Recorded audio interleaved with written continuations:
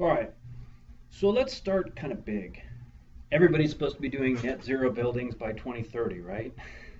You get those trade magazines that show up in your office every month, and all kinds of people are doing net zero buildings, but not healthcare. So, how are we going to get to net zero hospitals by 2025 or 2030? First thing to think about is that 90% of the footprint that's going to exist in 2025 is already in the ground. So my company has 32 hospital sites, and in 2025 we might have 34, right? In 2030 we might have 35. So this isn't a problem that we can solve with new construction. If we're going to do net zero in hospitals, we're going to have to do net zero in the portfolio. And the second thing to think about is that there's almost no such thing as a lonely hospital building. We tend to build in campuses. This is one of our sites, and there's 3 patient towers here, outpatient clinics, doctor's offices, behavioral, there's a drug rehab on site. For net zero, what we need to do is we need the site production of energy to match the site consumption of energy. So let's talk about production. What if we covered 10% of this site with PV panels?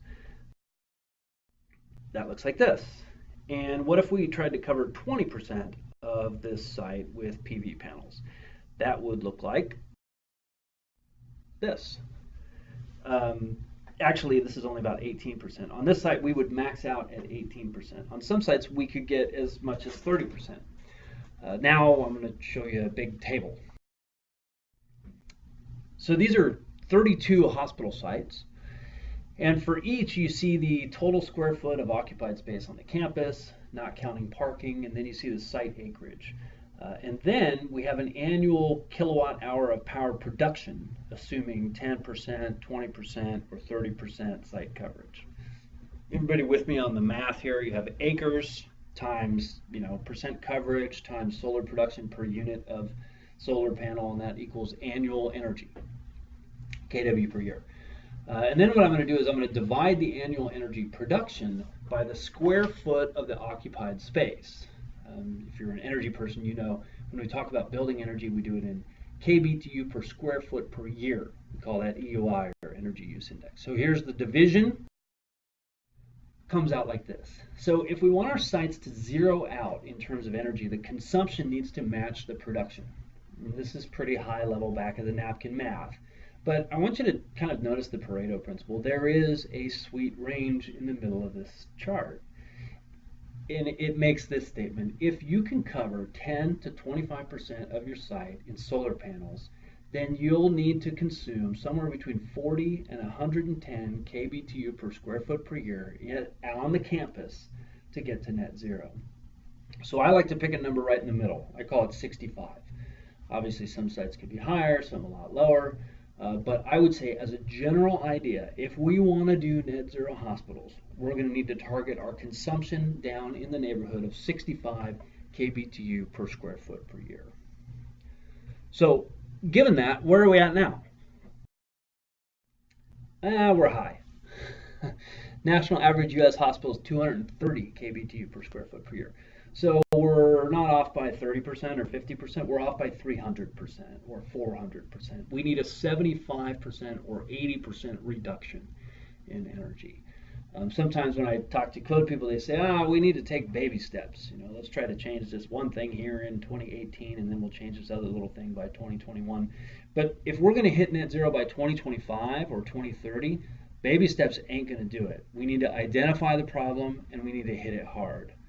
Fortunately, the problem is actually pretty easy to find. Here's the quick 411 on hospital energy. About 10% goes to the lights, about 20% goes to medical equipment and processes, and the other 75% is HVAC. 2/3 to 3/4 of a hospital's energy goes to HVAC. That's where the energy goes. It's really kind of that simple. And it's hard to overstate the magnitude of this. I always sound like I'm exaggerating, but I'm not. If you built a 200-bed luxury hotel, right here, and then right next to it you built a 200-bed hospital, same size building, the annual HVAC energy in the hospital would be 5 times that of the hotel. Not 30% higher, 50% higher, 500% higher. And that's mostly because the hotel would not design the HVAC system using a mandatory minimum air change per hour table like we do in healthcare. The hotel would design its HVAC systems to keep people comfortable, to control odors in the building, and to maintain acceptable air quality, but we use this. We use this table of air change rates. And we exclusively use this table of air change rates. We don't actually allow any other design approach. So why do we do this? Myself and my group have been looking at. Our research falls into three lines of inquiry. First off, we've been comparing the numbers that you get under the air change paradigm to the numbers you get using contemporary design methods for air quality, odor control, and comfort. Very different sets of numbers. Second, we've been comparing international hospital ventilation. In North America, we like to use these air change tables, but as you sort of poke your head up and look around the world, there are different approaches. Right? And then finally, the stuff that has actually been read or maybe is readable are these history papers. Some of the numbers that we have in these air change tables have stories behind them, and we can tell those stories. A lot of them are rules of thumb that date back to the 1960s. Some of them are rules of thumb that date back to the 1860s. I wish that that was a joke, but the single most common number in the air change table is 2 air changes per hour of outside air, and we have actually tracked that number all the way back to the 1870s, just after Florence Nightingale's sanitation reform work in the 1860s. So this is a number that's been kicking around our codes for 140 years. It wasn't really a scientific number back then. It was a rule of thumb so that architects could put in enough operable window for natural ventilation, which of course, by a fun twist of irony, we no longer allow natural ventilation, but that's a whole different story. Let's talk about infection control. Because probably what you're thinking or what you've heard is that the air change rates that we do in hospitals have something to do with infections. And this is a big area. It's an area where there's a little bit of truth and a lot of mythology and a whole bunch of fear. First off, there are areas in hospitals where HVAC practices do have some sort of tie to the clinical outcomes that we're looking for. In operating rooms, we want clean air to mitigate surgical site infections, protective environments for transplant recipients or severely immune compromised folks. We want clean air to mitigate opportunistic infections. There's also legitimately sterile areas like pharmacy compounding where the air should be clean. And then we have airborne isolation spaces, short-term and long-term. When an airborne case of tuberculosis or a measles shows up, you isolate them into a room and you exhaust that room with negative pressure. That's all very good. And just so you know, any international standard that you look at honors these principles. It's universally true. The mythology happens in spaces outside of these spaces. Us US engineers believe that in this general idea that general ventilation rates will reduce general infections. And that sounds kind of noble, but it's just not really, that doesn't hold up as true. Let me talk you through an example. One of the high prevalence infections in the US, recent data, is the urinary tract infection, or we call it a CAUTI, catheter-associated urinary tract infections. They're typically associated with catheters. So you think about that for a second. How could an air conditioning system possibly prevent a urinary tract infection? Or conversely, how could an HVAC system cause a urinary tract infection? And the answer that you should have in your brain is they can't. There's no interaction between air conditioning systems and urinary tracts. Now, I have heard HVAC engineers say that particles could fall out of the air and land on the surface and get on the hands and then get into the urinary tract, which, yeah, I guess, but that's kind of a stretch. There's no data on that. There's no science on that. And all you'd have to do to break that chain is wash your hands before you touch the catheter. By the way, the #1 recommendation for preventing catheter infections is to wash your hands before you touch the catheter. So you could go around the world and read every infection control guideline in the planet on urinary tract infections, and none of them mention HVAC. Nobody puts HVAC in the top 10 list of things to do to prevent urinary tract infections. Nobody puts it in the top 100 list of things to do to prevent urinary tract infections. So when I talk to audiences, I like to talk about urinary tracts as an example because it's easy to mentally picture, right? It's like, okay, I get it.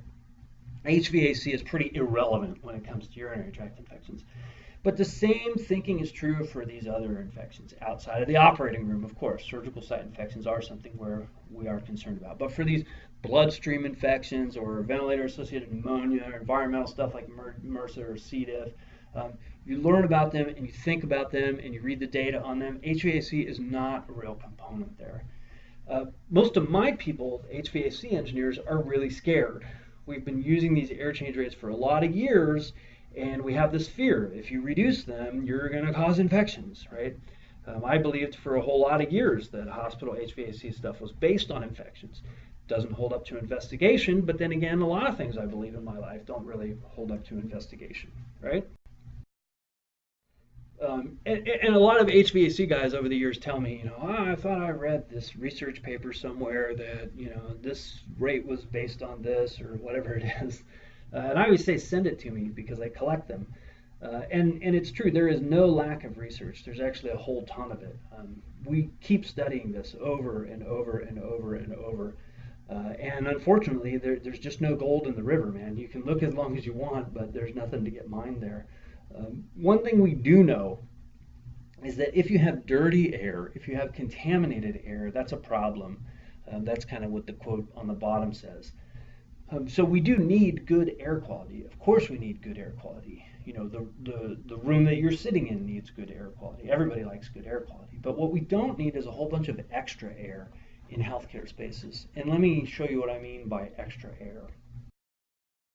This is a pilot project that we did in Los Angeles. This is a labor and delivery room. And Los Angeles is a cooling climate, so the air we need in the room is largely driven by the cooling load. And you see those mountains showing the air and the load. The red line is a summer day, and that blue line is a winter day. And the horizontal lines going across the screen are the code and standard lines. So for hygiene ventilation, indoor air quality, 15 CFM per person or whatever other alternative you use, that's the lower dashed and dotted lines down at the bottom of the chart. Now in California, our air change table says if you use 100% outside air, the minimum ventilation rate is 2 air changes per hour. That's the light gray line at the bottom of the chart, right?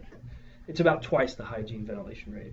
The national standard, ASHRAE standard, says the minimum ventilation is 6 air changes per hour in this room. So that's the black line at the top of the page.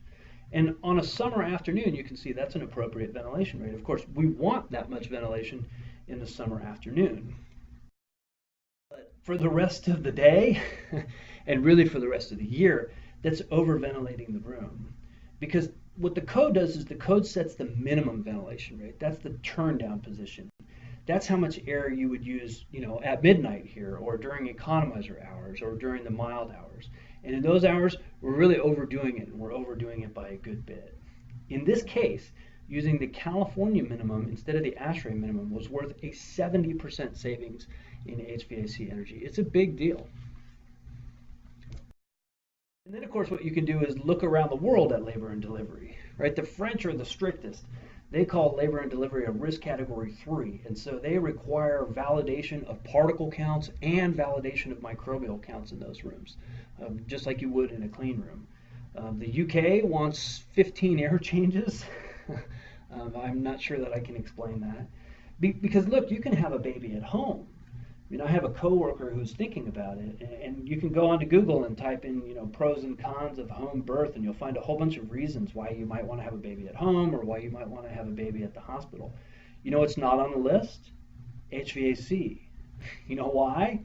Because it doesn't matter. So as we look around the world, the lowest numbers that we'll find are in the German book. In Germany, they don't treat birthing as a specialty ventilation space. They just say design the system for comfort and for air quality, and there's no extra requirements. And that's true elsewhere, Japan, Scandinavia, some other places. And by the way, in a lot of those places, that often means natural ventilation. Very common to see operable windows in LDRP rooms. The point here is that you look at kind of one number that we put in the code, and it's ostensibly a safety number, right? Where we say 6 air changes is safe and 5 air changes is not safe. And obviously, that's just not true. That just doesn't hold up to investigation. But why did I talk about labor and delivery rooms? I did that on purpose, right? Why didn't I talk about operating rooms? And go back to the site. Because look, this campus is 1.6 million square foot of space. And of course, we have operating rooms and isolation rooms and critical spaces in this facility, and they make up about 200,000 square foot of space. It's less than 15% of the footprint of this thing, which means that there are 1.4 million square foot of non-critical spaces. And we got 6 air changes in the LDRP rooms, and we got 6 air changes or 4 air changes in the patient rooms, and we have 6 air changes in exam rooms and 6 air changes in diagnostic areas, 4 air changes in the hallway. That's what's killing the energy signature. To the HVAC guys, forget about the ORs. And I hate saying that. I'm an HVAC guy. I like energy efficiency in the ORs. I like turn downs. I like all that stuff. We can talk technology all day long. But if you want to have a measurable impact on the energy bills at this campus, forget about the ORs. You can't get it done that way. So we should change the code, right? And we should. I am kind of sick of hearing engineers talk about how the code enforcement agencies are the reason why we can't do energy efficiencies. Because really the code enforcement agencies are adopting international industry standards. And we are industry. So on a project by project basis, obviously you're answerable to your code enforcement agency. But on a 10-year basis, those code enforcement agencies are adopting industry standards. And as engineers and architects in the industry, we get a vote. We need to use it. Now, that's not easy, right? Well, imagine walking into a fundamentalist Bible church and, hey, I've been reading this Bible and there's a whole bunch of wrong stuff in here. We really need to rewrite this. And imagine the response you'd get, right? That's pretty much exactly the response we've gotten from the Church of the Air Change Rate in the U.S. And we've been having the conversation since 2012. It has not been a pleasant conversation. The committee wanted a second opinion, of course. So right now, ASHE and ASHRAE and FGI have sponsored a research project for the academic research to support Standard 170, right? And that is to say, by the end of about this year, maybe the middle of next year, there will be a nice big report on ASHRAE letterhead showing the evidence basis of the 800 and something requirements in Standard 170. Or, spoiler alert, in a lot of cases, it's going to show the lack of evidence behind them, right? And once that report comes out, I'm sure the committee is going to jump up and change the requirements, right? Just like when the IPCC report on climate change came out in 2007, everybody jumped up and started solving climate change, right? No, that's not what's going to happen. The conversation around these air change rates is not going to be a pleasant conversation. It's going to be long and unpleasant. That's just how it's going to be. What we're doing in the meantime. In the U.S., we're kind of blessed and cursed with this patchwork quilt of code requirements. And we must always follow the law, but within that, my rule is state by state, building by building, room by room. If you are not legally required to use an air change rate, don't. Throw the table away whenever you can.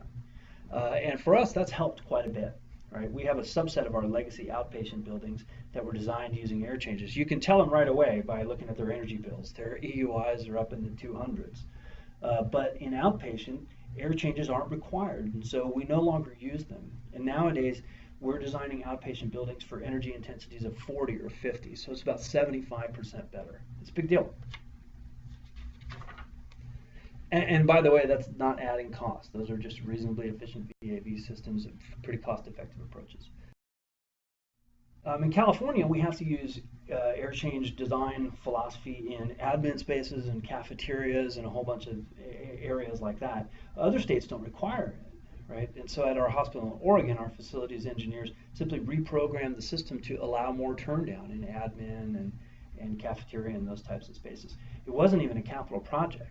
Our guy there did it with his computer and a couple of staff air balance techs over a few weekends. Immediate and big savings. He told me right when he got the settings in place, those fans ramped from 100% down to 40%, and they've been tracking there ever since. And by the way, he also says comfort complaints went down because it's less drafty and there's fewer pressure issues, things like that. Now I have a dream.